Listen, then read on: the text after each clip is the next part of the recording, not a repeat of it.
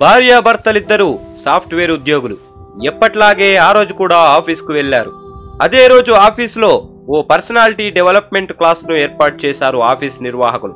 అందులో ఈ దంపతులు కూడా పాల్గొన్నారు. ట్రైనర్ వచ్చాడు. పర్సనాలిటీ డెవలప్మెంట్ మీద క్లాస్ స్టార్ట్ చేశాడు.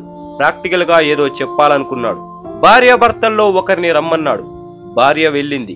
ఆమె చేతికి చాక్ పీస్ ఇచ్చి మీకు బాగా ఇష్టమైన 30 పేర్లను బోర్డు మీద రాయమన్నాడు.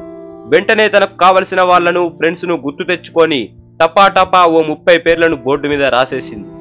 గుడ్, ఇప్పుడు రాసిన వాటి నుండి ఓ 20 పేర్లను తొలగించండి అన్నాడు. అప్పుడు ఆమె ఆలోచించి తనకంతగా అవసరం లేని అనుకున్న వారి పేర్లను తుడిచేసింది. మళ్ళీ ఓ 6 పేర్లను తుడిచేయండి అన్నాడు. ఆసారి బాగా ఆలోచించి 6 పేర్లను తుడిచేసింది. ఈసారి మిగిలిన 4 నేమ్స్ లో 2 తీసేయండి అన్నాడు.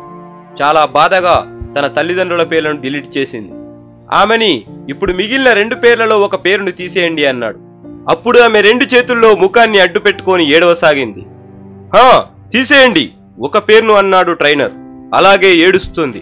పాప పుట్టినరోజు ఆ పాపను అల్లారు ముద్దుగా పెంచిన తీరు ఒక్కొక్కటిగా గుర్తు రాసాగాయి. అయినా సరే అనుకోని తన 3 ఏళ్ల పాప పేరును తుడిచేసింది. బోర్డు మీద ఒకటే పేరు మిగిలింది. ఆ పేరు ఎవరిదో తెలుసా?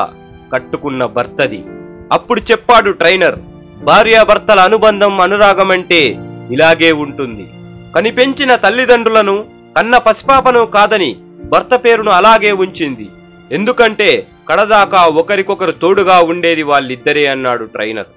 అప్పటి వరకు నిశ్శబ్దంగా ఉన్న హాల్ చప్పట్లతో మారుమోగింది. అందుకే love your wife, love your husband.